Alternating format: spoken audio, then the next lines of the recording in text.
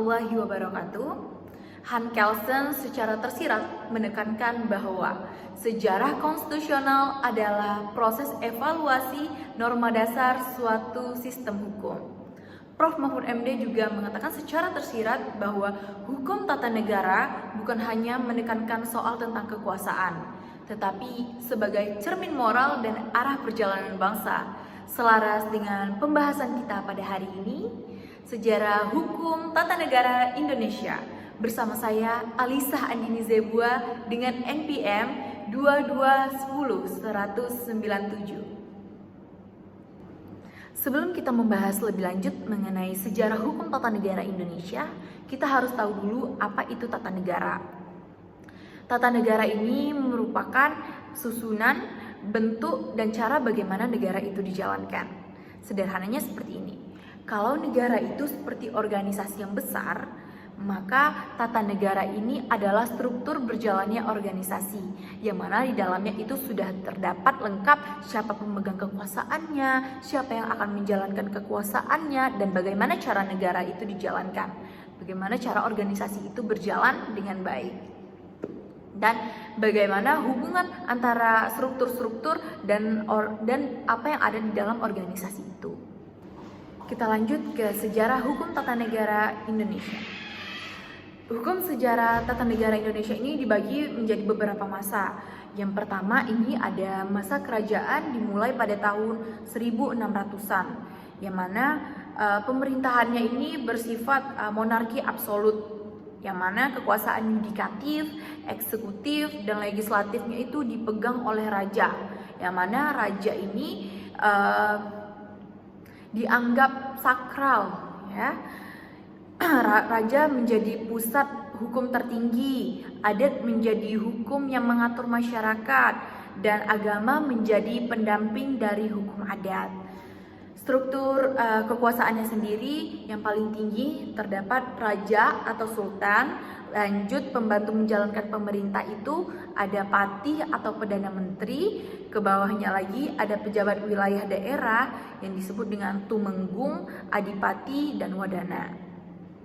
Ada beberapa kerajaan di Indonesia seperti Kerajaan Majapahit, Kerajaan Sultan Syarif Qasim, Kerajaan Sriwijaya, dan Kerajaan Mataram Islam.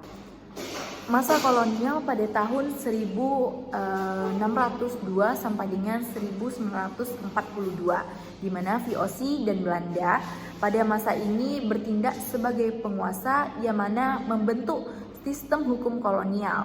Setelah VOC bubar, Belanda mengambil penuh hak alih kekuasaan menjadi Hindia Belanda. VOC merupakan perusahaan dagang yang mana diberi hak istimewa oleh pemerintah Belanda, yaitu yang pertama membuat perjanjian, yang kedua mengangkat pengawal, yang ketiga memiliki tentara, dan yang keempat mengatur wilayah dan membuat hukum seperti negara merdeka. Struktur pemerintahannya sendiri terdiri atas gubernur jenderal sebagai pusat kekuasaan, baru Dewan Hindia sebagai penasehat, dan yang terakhir residen dan asisten residen daerah. Selanjutnya pada masa Hindia Belanda tahun 1854 sampai dengan 1942, di mana VOC bubar pada tahun 1799. Yang diambil kekuasaannya oleh negara Belanda. Mulai saat itu Indonesia resmi menjadi koloni negara yang diberi nama Hindia Belanda, yang mana landasan hukum tata negara pada saat itu dibagi menjadi dua, yaitu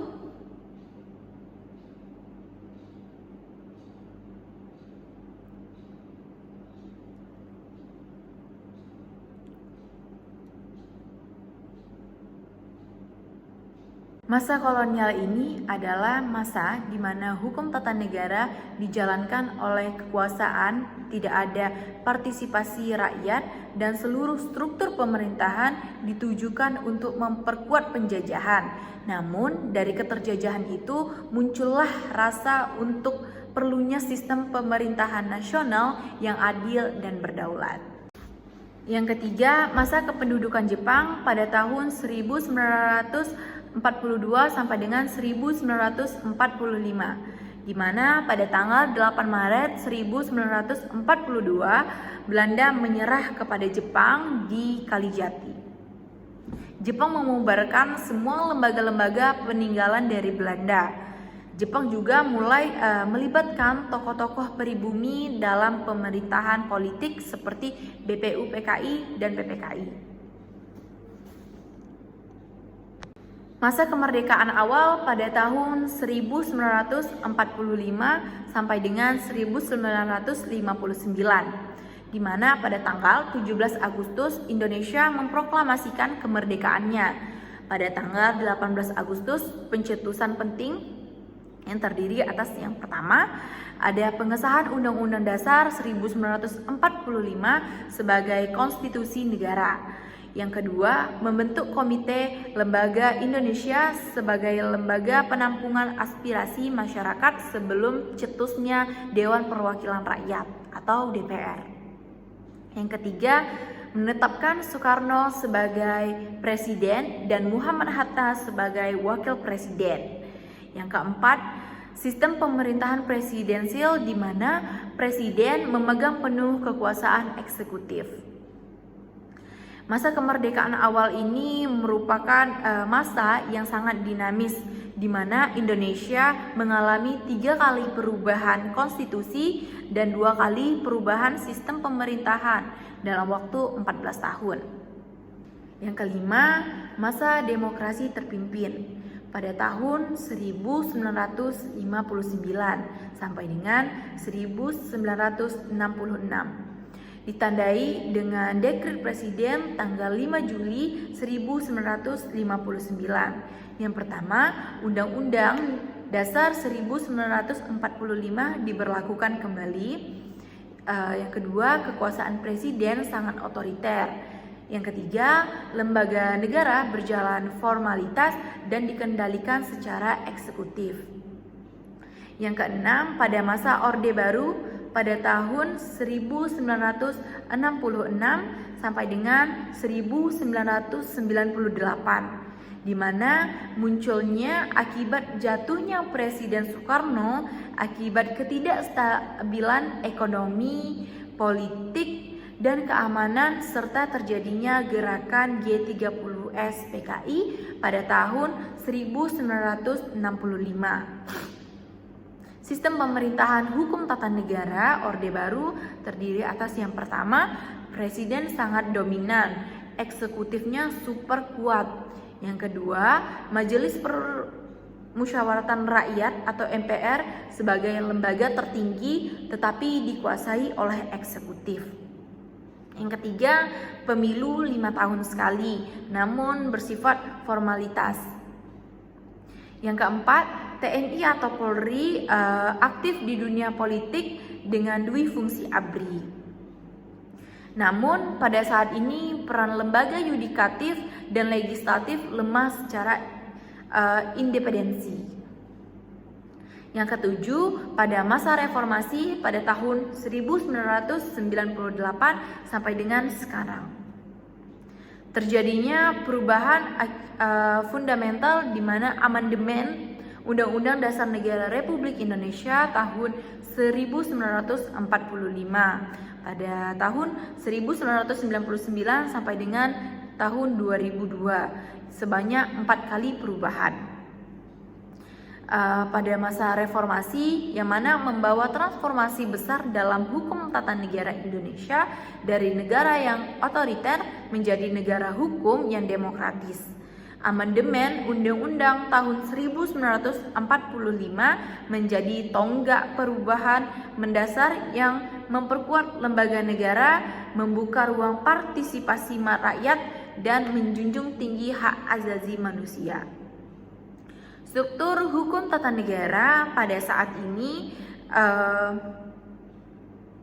di mana menjadi 3 kekuasaan atau 3 pembagian lembaga negara. Yang pertama ada lembaga eksekutif, yang mana presiden dan wakil presiden dipilih oleh rakyat melalui pemilu setiap 5 tahun sekali dan batas hanya 2 periode. Pemegang kekuasaan eksekutif yakni menyusun kabinet, menjalankan undang-undang, memimpin angkatan bersenjata, membuat perjanjian internasional dengan persetujuan Dewan Perwakilan Rakyat atau DPR. Yang kedua yakni adalah lembaga legislatif, yang mana merupakan lembaga negara yang memiliki fungsi utama untuk membuat undang-undang, yang mana terdiri dari MPR yang memiliki kewenangan mengubah dan menetapkan undang-undang serta melantik presiden dan wakil presiden. DPR berfokus pada legislasi, pengawasan, dan anggaran. DPR memiliki peran penting dalam proses pembuatan undang-undang. Yang terakhir ada DPD. Anggota DPD mewakili daerah dan memiliki peran dalam legislasi terkait otonomi daerah, hubungan pusat dan daerah, serta pengelolaan sumber daya alam. Dan yang ketiga ada lembaga yudikatif, adalah salah satu dari 3 cabang kekuasaan dalam negara, yang mana lembaga yudikatif sendiri terdiri dari Mahkamah Agung, Mahkamah Konstitusi, dan Mahkamah Komisi Yudisial, yang mana tugas utamanya adalah menegakkan hukum dan keadilan melalui sistem peradilan. Berikut rangkuman grafik struktur ketatanegaraan pasca amandemen. Memahami sejarah tata negara Indonesia sangatlah penting agar kita dapat menghargai perjuangan para pendiri bangsa dan belajar dari pengalaman masa lalu. Pemahaman ini juga akan membantu kita dalam menghadapi tantangan masa kini dan masa yang akan datang. Demikian presentasi dari saya, semoga bermanfaat. Saya Alisa Andini Zebua, terima kasih. Wassalamualaikum warahmatullahi wabarakatuh.